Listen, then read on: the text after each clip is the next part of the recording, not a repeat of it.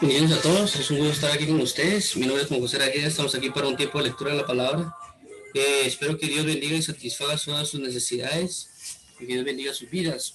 Nuestro propósito siempre acá es poder leer la escritura y pues comentar mientras vamos avanzando, tomando el ejemplo de Esdras, de ponerle sentido a la palabra mientras se va leyendo. Actualmente estamos leyendo Lucas capítulo 6.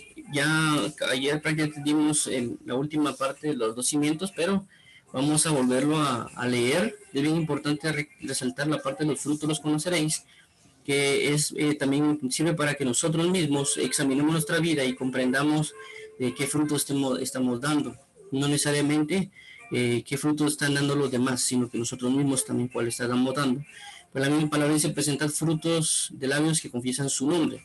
También recordando de que toda ofrenda presentada puede que sea acepta o no sea acepta delante de Dios. El ejemplo es Abel y Caín, o Caín y Abel. Bueno, pues vamos a continuar con los dos cimientos, lo que vimos el día de ayer, pero vamos a resaltar un poco más, pero vamos como siempre a leerlo. Antes comencemos orando para que nuestro amado Dios nos ayude y nos bendiga y nos sostenga en Cristo. Padre bendito, venimos delante de ti con la necesidad de andar en la plenitud de tu palabra, de tu verdad y tu gozo.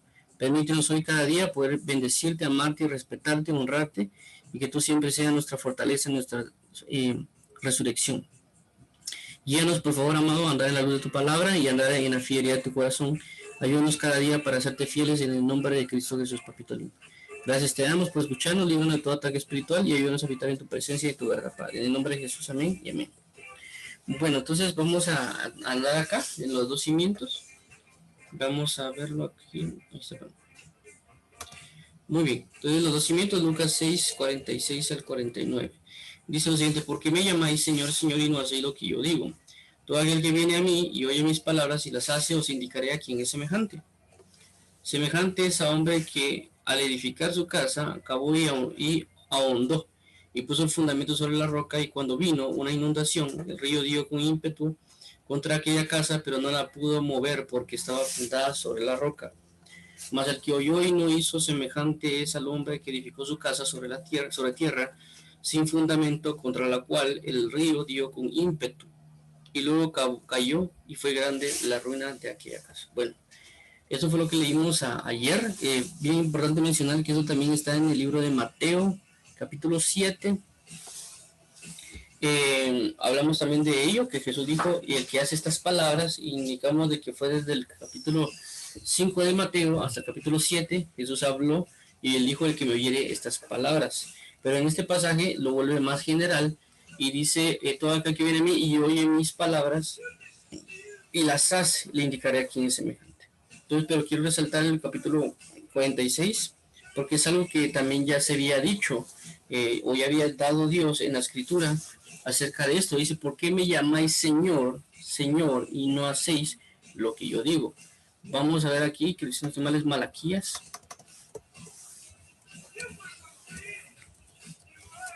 Malaquías capítulo 1. No sé si es Malaquías. Ok, veamos esto. Jehová reprende a los sacerdotes. Esto es Malaquías capítulo 1. Dice: el hijo honra al padre y el siervo a su señor. Eso también, el siervo también puede ser esclavo, no necesariamente solo siervo, sino también esclavo. Si pues, soy padre, ¿dónde está mi honra? Si soy señor, ¿dónde está mi temor? Dice Jehová de los ejércitos a vosotros, oh sacerdotes, que menospreciáis mi nombre y decís: ¿en qué hemos menospreciado tu nombre? ¿En qué ofrecéis sobre mi altar mi pan inmundo? Y dijisteis: ¿en qué te hemos deshonrado? ¿En qué pensáis que la mesa de Jehová es despreciable? 8. Cuando ofrecéis el animal ciego para el sacrificio, no es malo. Asimismo, cuando ofrecéis el cojo o el enfermo, no es malo. Preséntalo, pues, a tu príncipe. ¿Acaso se agradará de ti, o le serás acepto? Dice Jehová de los ejércitos. Ahora pues, orad por el favor de Dios para que tenga piedad de nosotros. Pero ¿cómo podéis agradarle si hacéis estas cosas? Dice Jehová de los ejércitos. Quien también hay de vosotros que cierre la puerta o alumbre mi altar de balde, Yo no tengo complacencia en vosotros, dice Jehová de los ejércitos, ni de vuestras manos aceptaré ofrenda, porque desde donde el sol nace hasta donde se pone es grande mi nombre entre las naciones, y en todo lugar se ofrece a mi nombre incienso y ofrenda limpia, porque grande es mi nombre entre las naciones, dice Jehová de los ejércitos. Y vosotros lo habéis profanado, porque decís inmunda es la mesa de Jehová, y cuando decís que su alimento es despreciable, habéis además dicho, oh, qué fastidio es esto. Y me despreciáis, dice Jehová de los ejércitos, y trajisteis lo hurtado, o cojo, o enfermo, presentáis ofrenda, aceptaré yo eso de vuestra mano, dice Jehová. Maldito el que engaña, teniendo machos en su rebaño, promete y sacrifica a Jehová lo dañado, pues yo soy Jehová, porque yo soy gran rey, dice Jehová de los ejércitos, mi nombre temible entre las naciones. Entonces, si se dan cuenta acá, es bien importante la mención que hace Dios acerca de esto.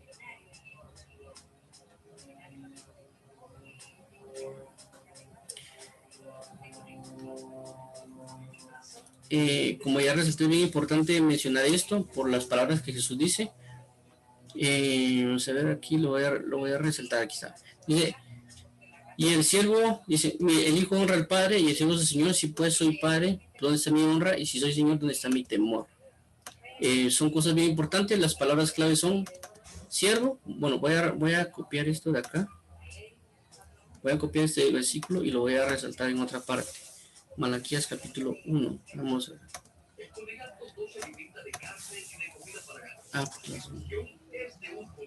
Solo come monte. Su dueña asegura que siempre busca huir hacia las zonas boscosas, a diferencia del resto de gatos de la casa que se acomoda en la calidez del hormigón. Vamos a colocar esto aquí.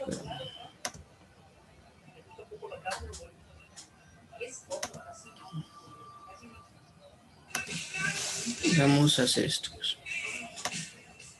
Ok.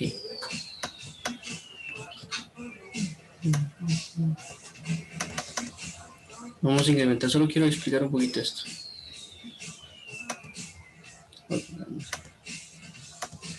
Entonces dice acá, palabras claves, en esta parte lo que vamos a estipular, o vamos a ver, si yo soy siervo y Señor,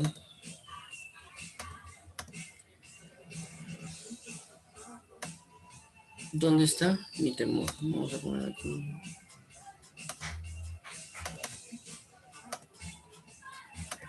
Eso es lo que quiero resaltar, dice. Y el hijo de estos Malaquías 1:6.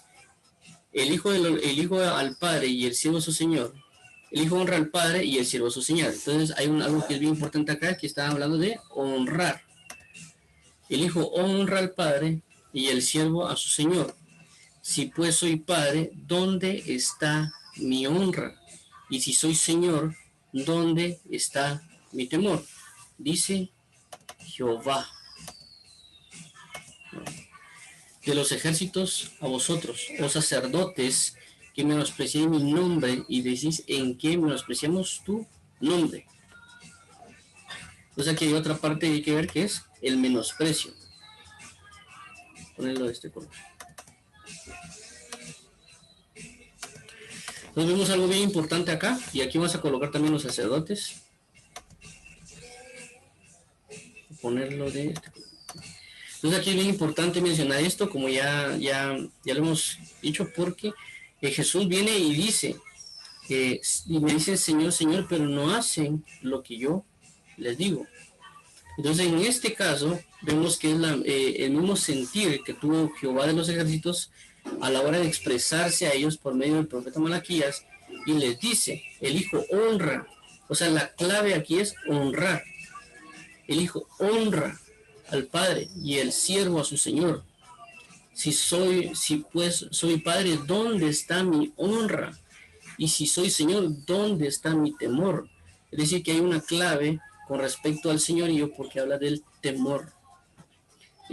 Aquí hay una gran inquietud, porque hay muchas personas que hablan, cuando hay un temor, hablan de que no tenemos que impartir miedo o cuestiones así, y cuando se habla aquí de temor, hablan de que no, realmente no es un temor, pero yo precisamente, o hablan de un temor reverente, pero yo creo debidamente que está hablando de las dos partes, de un temor, de temblar y tener miedo hasta cierto punto, y también hablo, creo yo, de un temor que es un temor reverente. Ambas partes creo correctas por la esencia misma de la amistad que Dios tiene y también por los enemigos que Dios tiene. Es decir, un enemigo de Dios no va a tener un temor de reverencia, de adorarle, sino que va a tener un temor de la destrucción que va a tener la misma palabra sobre él.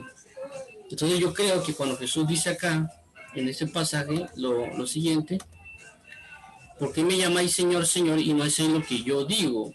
Es porque nosotros no tenemos temor de Dios, como aquí lo menciona. Y si soy Señor, ¿dónde está mi temor? Es decir, la clave por la cual no obedecemos es porque no tenemos temor de Él. Y vuelvo a resaltar, el temor, como muchos dicen, de que no es temor de temblar. Yo creo que eso, a veces no hemos conocido realmente lo que es el temor de Jehová. Y yo sé lo que significa tener y temblar por una orden que Dios da. Y estoy hablando claramente de que es un temor de temer, de temblar, inclusive espantarse a causa de no obedecer una orden de parte de Dios. Y eso es bien importante mencionarlo por el impacto que esto causa. Inclusive una de las convicciones que me llevó a mí a buscar a Cristo fue el temor de Dios a la hora de él exponerme el infierno, pero él mismo me lo dijo, mientras yo estaba bañándome, me dijo de que si yo no creía en su Hijo Jesús, lo único que me tocaba era el infierno. Y en ese momento sentía y me iba al no confesar a Jesús, me iba a morir, iba a quedar ahí tirado en el piso y automáticamente en el infierno.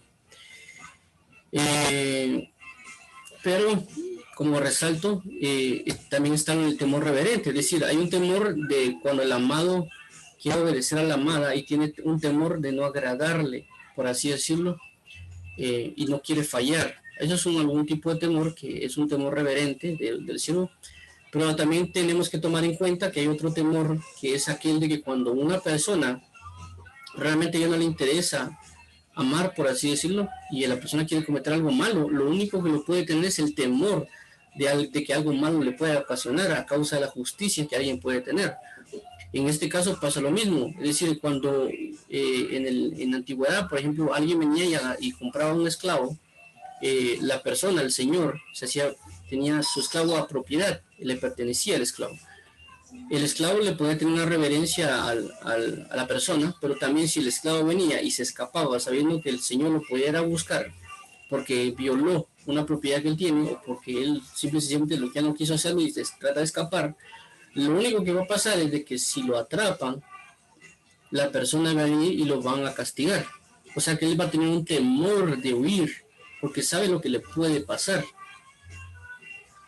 Y esto pasa también con Dios, es decir, si nosotros tratamos de buscar y la persona trata de entrar a una apostasía, ya sea porque lo engañaron o porque él mismo ya no quiere, tiene que tener en cuenta de que va a venir un temor, e inclusive ese temor de una condenación eterna lo puede refrenar de seguir pecando. ¿Me entiendes? A veces la persona dice no hay que hablar del infierno porque no hay que meterle miedo a la gente. Es que no es que se le meta miedo, es que están hablando de una realidad. Y la realidad es que el lago de fuego y el infierno es una cuestión que es verdadera y constante en la Biblia. Y es más, solo se le está diciendo una verdad que estaba oculta a una persona, porque el infierno está manifiesto cada día más sobre la faz de la tierra y cada vez más personas van al infierno. Y presentar esa realidad es exponer de que una persona comprenda lo que significa que una persona vaya a ser condenada. Igual, por ejemplo, los síntomas del COVID o demás, se le habla no para que tengan miedo, sino para que estén ahí. Es cierto, va a provocar temor, pero también va a ayudar a que la persona se prepare para lo que corresponde a esto.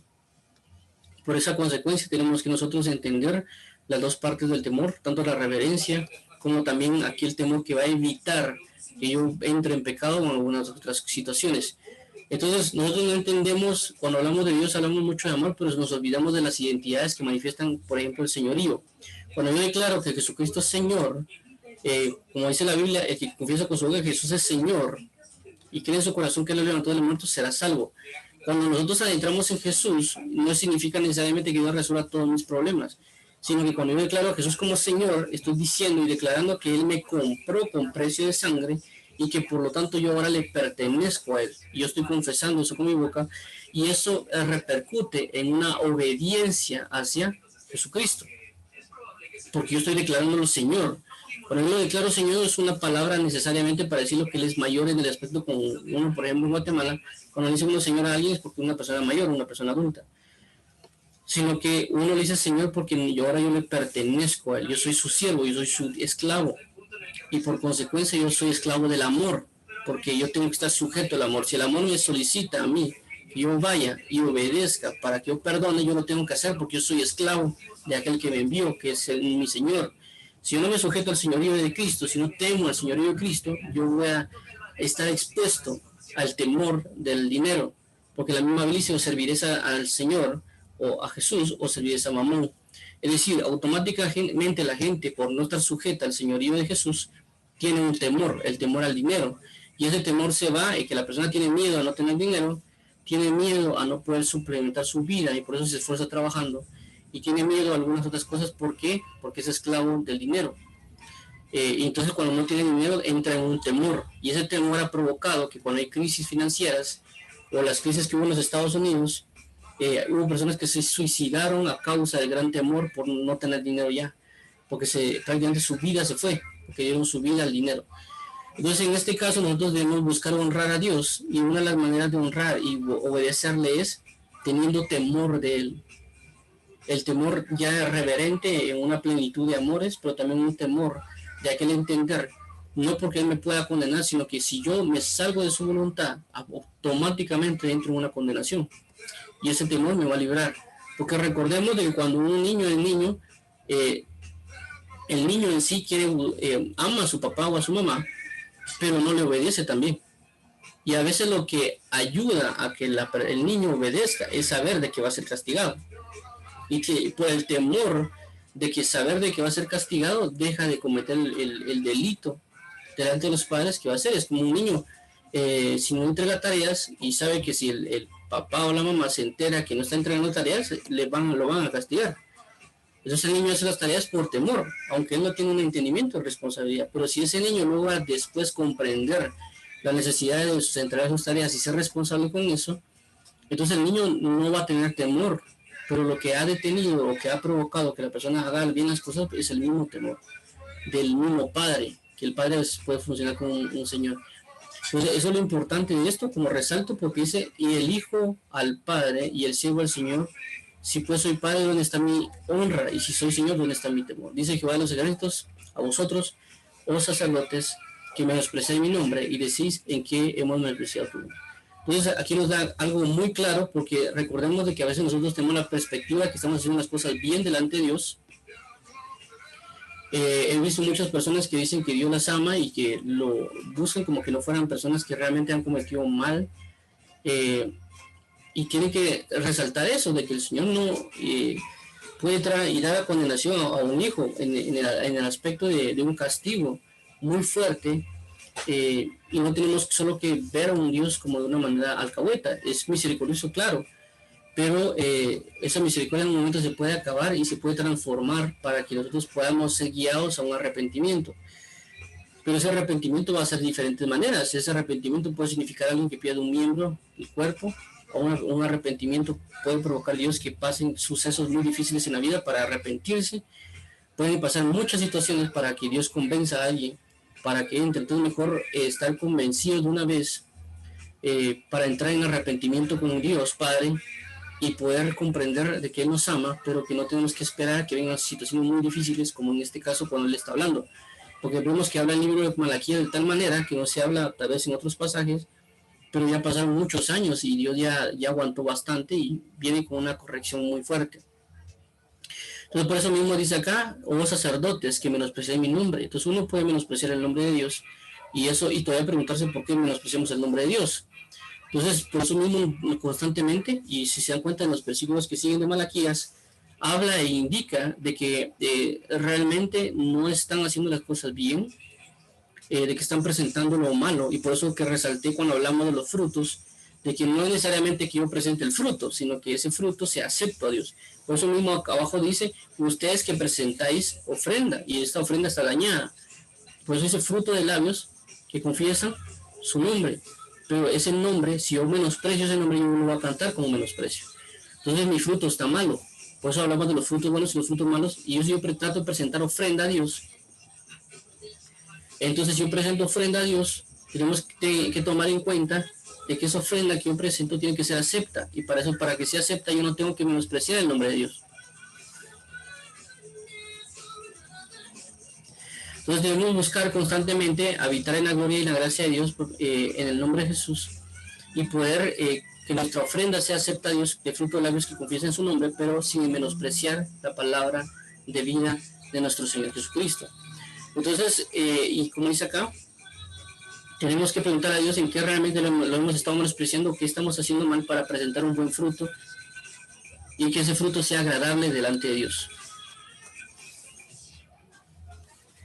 Ya mencionamos, vamos a volver acá para resaltar esta parte de los frutos.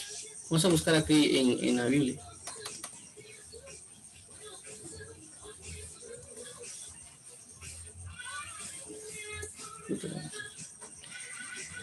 Ok, eso está en Hebreos. Vamos a ver. ¿Qué dice? Ok, Hebreos 13:15 dice, así que ofrezcamos siempre a Dios por medio de él sacrificio de alabanza, es decir, fruto de labios que confiesan su nombre. Como ya mencioné, es un fruto de labios. Ya vimos que hay un fruto malo y un fruto bueno, según lo que acabamos de leer en Lucas capítulo 6, de los versículos anteriores, que ya lo vimos el viernes y el día lunes, y tenemos que tomar en cuenta esto de acá, fruto de labios que confiesan su nombre. Yo puedo dar fruto bueno o fruto malo, y yo lo que presente delante de Dios, Dios lo puede aceptar o no lo puede aceptar, según lo que acabamos de mencionar acá en Malaquías. Cuando vimos el de versículo 7 en adelante, dice, ¿en qué ofrecéis sobre mi altar pan inmundo? Y dijisteis, ¿en qué te hemos deshonrado? ¿En qué pensáis que la mesa de Jehová es despreciable? Y luego habla, dice, y cuando ofrecéis el animal ciego para el sacrificio no es malo. Asimismo, cuando ofrecéis el cojo o el enfermo no es malo. Preséntelo pues a tu príncipe, ¿acaso se le agrada de ti? ¿O le serás acepto, dice Jehová de los ejércitos? Entonces, si nos damos cuenta con esto, lo que Dios dice, de que por causa de que yo me estoy menospreciando su palabra, estoy presentando cosas malas. ¿Por qué? Porque estoy presentando un fruto malo, porque estoy menospreciando su nombre. ¿Por qué? Porque es fruto de labios que confieso su nombre. Si yo tengo menospreciado su nombre, cuando yo cante alabanzas, cuando yo presente o predique de él, voy a predicarlo con un fruto de menosprecio. Y por consecuencia, el fruto de las cosas es que yo presente malas ofrendas. Cuando hablo de ofrendas no hablo de dinero, o cuando, ¿por qué? Porque estoy hablando de que yo le puedo entregar a Dios mi vida, pero no la estoy entregando sin ganas. Y a mi trabajo yo me doy todo por mi trabajo. O puede ser que con mi familia doy todo por mi familia, pero en mi relación con Dios doy un poco. No estoy tratando a Dios como familia. ¿Me entienden? Voy a la iglesia porque lo tengo que hacer. Leo la Biblia porque lo tengo que leer. Oro porque tengo que hacerlo. Entonces son cuestiones de que no hemos aprendido a amar a Dios y por consecuencia no tenemos temor de Él. Y ¿cómo se llama? Inclusive ministros pueden estar haciendo las cosas de esta manera. Inclusive me voy a atrever a decir de que hay personas que están cantando cánticos a Dios que son cánticos aparentemente y que yo le llamo música cristiana que Dios no le agrada. Pero es a causa de que menosprecian el nombre de Jehová. Porque no conocen el nombre de Dios. Por eso están cantando cánticos que no agradan a Dios, como por ejemplo canciones de reggaetón cristiano y demás, que no están manifestando la esencia de plenitud del nombre de Dios y que lo tienen como alabanzas. Y Dios no le va a agradar porque no es una ofrenda agradable, porque es menospreciable. Porque han menospreciado su nombre. Y lo digo en muchos cánticos, igual cualquier tipo de ritmo, ¿verdad? Pero tenemos que tomar en cuenta, bien importante de mencionarlo, de que Dios necesita que conozcamos su nombre y que no menospreciemos su nombre, sino que lo tengamos por digno, y basado en eso vamos a poder ofrendarle a Dios. Vamos a poder ofrecer a Dios la verdad de todas las cosas. Y eso es lo que quiere Dios de traernos, porque dice Señor, Señor, y no me obedecéis. Señor, Señor, pero menosprecié mi nombre. Señor, Señor, pero no tenéis temor de mí. ¿Por qué? Porque nos hemos olvidado de que somos sacerdotes. Pensamos de que la vida en Cristo solo es una vida de qué bonito estar con Él, pero no entendemos de que esto es vida eterna. Y si no hay vida eterna, hay muerte eterna. Y tenemos que estar más conscientes de nuestra consagración hacia Dios. Y cada vez que buscamos más a Dios en consagración, Él nos va a revelar más las cosas y nos va a dar a conocer la verdad de las cosas. Y hay muchas cosas en el mundo que ya nos van a satisfacer. Y una de ellas es la llamada actual música cristiana, que de música cristiana realmente no tiene mucho. Realmente no, y tal vez es música, pero y aparentemente cristiana, pero no es alabanza a Dios. Hay una gran diferencia entre una canción y una alabanza. La alabanza es exaltar los atributos de Dios y honrarle, no de labios, porque la Biblia también habla de que alguien puede cantar algo, pero no está conectado con el corazón de lo que realmente es una verdad. Por ejemplo, en Isaías dice, este pueblo de labios me canta, pero su corazón está lejos de mí. Es decir, puede salir una canción aparentemente cristiana y puede ser cantada para Dios, pero ese cántico realmente es solo de labios y el corazón del cantante está fuera de la comunión de Dios. Y todo el mundo le puede aplaudir a ese cantante diciendo que qué bien es, que cómo se expresa Dios, pero el corazón del cantante está fuera de Dios. Entonces por eso tenemos que discernir lo que oímos. Por eso mencionamos el día de ayer y el viernes, de que tenemos que aprender a discernir no necesariamente las palabras, sino el espíritu de las palabras con la cual está saliendo, para comprender la verdad de ese sentir. Por eso cuando dice juzgar las profecías, no está hablando necesariamente de la palabra que está hablando, sino a través del espíritu en el cual está hablando con sus palabras, porque puede estar hablando en engaño, en mentira, y aparentemente usar versículos de la Biblia. Pues por eso es importante resaltar el discernimiento espiritual en este caso, para poder obedecer a Dios y no menospreciar el nombre de Dios. Ahora vamos a regresar aquí al versículo 6. Entonces, tiene que haber una concordancia, una relación en lo que yo hablo de Jesús, o hablo de Dios con lo que yo digo y con lo que yo hago. Porque el 47 dice, todo aquel que viene a mí y oye mis palabras y las hace, o se indicaré a quien es semejante. Y vuelvo a resaltar el versículo que he estado resaltando, que es, examinaos a vosotros mismos si estáis en la fe. Tenemos que resaltarnos, tenemos que examinarnos para ver en dónde estamos y saber qué actitud tomar. Si una persona a veces es reprobada en la universidad o en la escuela, a veces le ofrecen un tiempo para recuperación o clases excepcionales, o a veces exámenes de recuperación. ¿Por qué? Porque fue examinado y fue establecido. Entonces nosotros también tenemos que estar bien atentos, porque la Biblia dice, preséntate delante de Dios como siervo aprobado, que no tiene nada y que avergonzarse. Eso se lo está diciendo Pablo.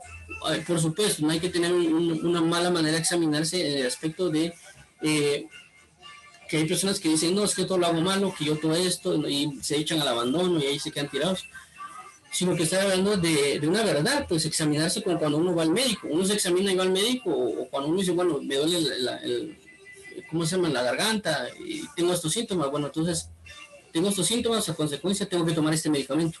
O cuando uno va con el doctor, lo primero que hace el doctor es examinarlo a uno, y bueno, mira, y fíjate que tenés malestar estomacal porque simple y sencillamente tomaste Coca-Cola, café, y luego te echaste un vaso de leche chocolatada y leche. Prácticamente eso hace que el estómago se sienta mal y por lo tanto se pone malo. Yo recuerdo una vez cuando iba en una excursión ya de niño, recuerdo que tomé Coca-Cola o gaseosa y luego tomé leche como a los minutos, y pues paré en todo el viaje malo,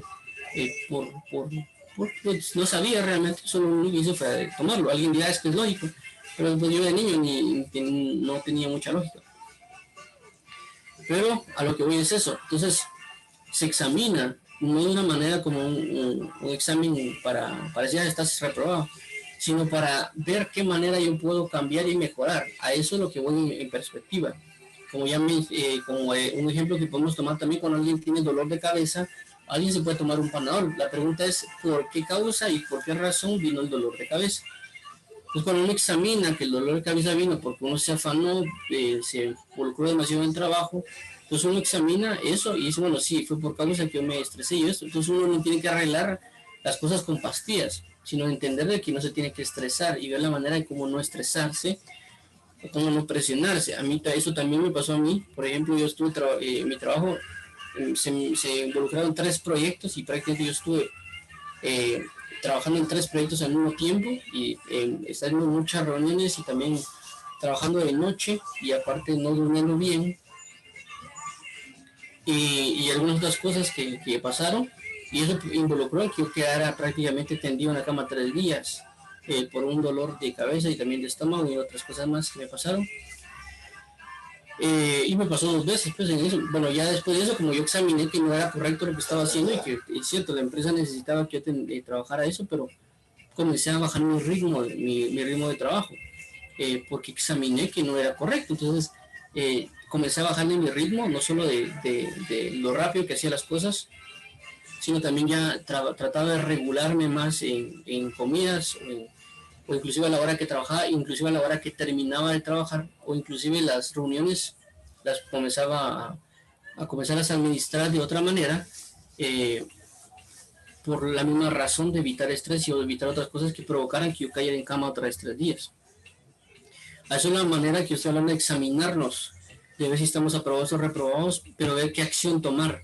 No como que perdí, me tiro en la cama y quedo ahí, no, la tristeza total, sino que estoy haciendo referencia de ver qué puedo yo mejorar. Si yo veo que no estoy honrando el nombre de Dios por mis acciones, es decir, mis acciones y las palabras que yo digo van relacionadas, como ya vimos el discernimiento, de lo que hablamos en el versículo anterior, de discernir mis palabras para ver qué comportamiento tengo y ver cómo examinar lo que estoy diciendo para ver cómo orarle a Dios para cambiar. Así también en este caso yo puedo venir y ver mis acciones de lo que Dios me ha pedido y lo que está escrito, lo que está escrito si lo estoy cumpliendo o no, y ver qué acción tomar y pedirle y orarle a Dios para decirle, mira Señor, no estoy haciendo bien esto, ayúdame a obedecer tus palabras. Y orarle constantemente diciendo, Señor, quiero obedecer todos los días. Y Él me va indicando cómo poder obedecerle y ir de gloria en gloria, como el versículo que vimos en la mañana. Y bueno, ¿por qué? Porque también aquí nos da un entendimiento de lo que pasa cuando una persona no ha edificado su casa con la roca. Y aquí hay 2 aspectos. Uno, podemos esperar que nos pase, que no se lo recomiendo. Y lo segundo es que también uno puede ver cómo otra persona ha pasado, por eso debe estar atento al cumplimiento de la Biblia y darse cuenta de que lo que le pasó fue porque no cumplió. No para juzgarlo necesariamente, sino porque Dios da testimonio de lo que pasa. Es decir, mira, Dios le puede decir, mira, esa tal persona no hizo esto y por consecuencia le está pasando. No, Dios no lo va a hacer para que nosotros juzgarlo, sino para darnos a conocer de que su palabra se está cumpliendo. Y acá nos está diciendo precisamente Dios, aquí comparar a alguien con cuando hace su palabra y cuando no la hace. Y aquí dice, semejante es el hombre que edificó una casa y cavó y hondó y puso el fundamento sobre la roca. Y cuando vino una inundación al río, dio con ímpetu contra aquella casa, pero no la pudo mover porque estaba fundada sobre la roca. Y dice, más el que no oyó, no hizo, y semejante es al hombre que edificó su casa sobre la tierra, sin fundamento, por lo cual el río dio con ímpetu, luego cayó y fue grande su ruina en aquel tiempo. Es decir, que toda la palabra que Dios nos da va a ser fundamental, pero también dice lo siguiente, dice, semejante es al hombre que al edificar una casa cavó y hondó y puso el fundamento sobre la roca. Vemos algo bien interesante. Primero nosotros tenemos que identificar quién es la roca. Toda palabra que nos den de parte de la Biblia, de lo que sea, tenemos que ver si eso es una roca. Si ahí podemos cimentar nuestra casa, nuestro hogar. Cuando hablamos de casa hogar, estamos hablando de nuestra comunión con Dios. Cada palabra que nos dé, yo puedo habitar en una comunión en esa palabra. Si esa palabra no es roca, si no hay una solidez, si no hay una presencia viva ahí, no la tengo que agarrar. Si en dado caso es algo sólido, es una roca, yo tengo que edificar un lugar ahí, como aquí dice. ¿Qué hizo? Él dice que cavó. Es decir, no únicamente vino y, esta es la roca, sino que dice que cavó y hondó y puso el fundamento sobre la roca. Es decir, que nosotros tenemos que tener también algo de involucrarnos, si Dios nos da una palabra, pero también esa palabra que nos dé, nosotros tenemos que buscar y trabajar para colocar bien la edificación de la palabra de verdad que nos está dando sobre el lugar de la roca. No solo, esta es la palabra, qué bonita, y vamos, no, sino que tenemos que constantemente ver cuidadosamente la palabra de verdad y buscar cómo aplicarla, como ya mencionamos el día sábado, de guardar la palabra, buscar guardar la palabra. Entonces yo debo discernir cuál es la palabra que es de Dios para ver cómo guiarme eso. Para eso ya tenemos que tener en cuenta que tenemos que orar y leer bastante. No solo escuchar predicadores. Primeramente tenemos que orar y leer bastante. La primera pregunta de todos es, pero es que no entiendo lo que leo. Vaya y lea más. Resalto esto porque inclusive hace poco vi un video de una persona que hablaba de leer lo que se entiende. Eso en el ámbito secular, y la persona mencionaba de que una de las cosas que hay que hacer es leerlo varias veces. Entonces, a veces las personas quieren leer la Biblia una sola vez y entenderla. Y esa persona que es del ámbito secular, que hablaba de algo secular, hablaba de leer varias veces un mismo texto hasta entenderlo. Inclusive de agarrar un diccionario para entender las palabras que no se saben. Y ahí me puse a meditar, y precisamente es lógico. Por ejemplo, si yo agarro un libro de economía, pues simple y sencillamente yo no soy economista, yo soy ingeniero de sistemas. Hay muchos términos y muchas cosas que no voy a entender. E inclusive si agarro otros libros de sociología o de algunos otros aspectos que son tal vez profesionales, si yo lo leo por primera vez, pues simple y sencillamente tal vez no voy a entender mucho lo que dicen, o tal vez no voy a entender muchos términos. Por consecuencia tengo que ir a buscar un diccionario y leer la palabra para ver qué es, cómo entregarme realmente al entendimiento de esas cosas. Igual pasa con la Biblia, hay muchas cosas que no vamos a entender, pero hay muchas cosas que sí vamos a entender, que son muy sencillas de aplicar. Por ejemplo, en este pasaje, ¿por qué me llamáis Señor, Señor y no hacéis lo que yo digo? O sea, no hay mucho que entender de ahí, en un aspecto normal. Es decir, aquí simple y sencillamente, en un entendimiento básico, lo primero que es de que no se está obedeciendo a Dios y que hay que obedecerle. Eso es lo más básico que yo puedo observar en una lectura. Entonces no podemos poner de excusa de que no entendemos lo que leemos, porque a veces queremos entender cosas muy profundas que tal vez en ese momento no tenemos que entenderlo, pero en el contexto general de lo que Dios quiere transmitirnos hay cosas muy sencillas que podemos absorber. Es decir, nosotros queremos absorber lo profundo, por ejemplo, los jinetes del Apocalipsis y un montón de cosas, sin entender tal vez un entendimiento básico que Dios quiere dar, como en este. ¿Por qué me llama el Señor, Señor y no sé lo que yo digo? Está claro. 47, todo aquel que viene a mí y oye mis palabras y las hace, os indicaré quién es semejante.